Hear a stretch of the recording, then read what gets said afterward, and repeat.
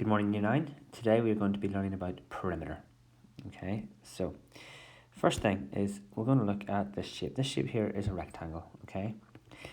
Now to find the perimeter of any shape, it's really just the distance outside. So think of it as if I start at this corner and I travelled the whole way around the outside of the shape, how far would I have travelled? Okay, well firstly we know that two of the lengths are 5 centimetres and 3 centimetres. Because we know the properties of a rectangle has two sets of equal sides, we can also say that this length is also 5 centimetres and this one is also 3 centimetres.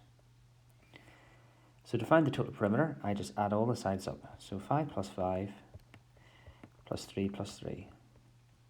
And that gives me 16 centimetres. Now it's important that my units is in centimetres because it's just perimeter. Okay, moving on.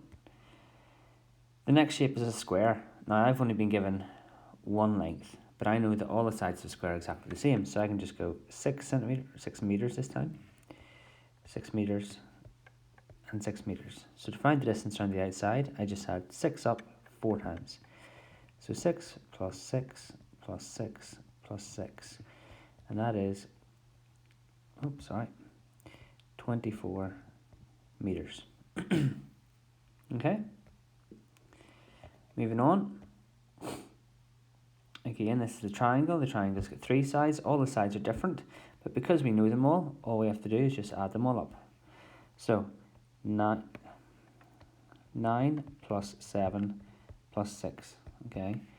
9 plus 7 is 16. Add another 6 gives me 22 centimeters.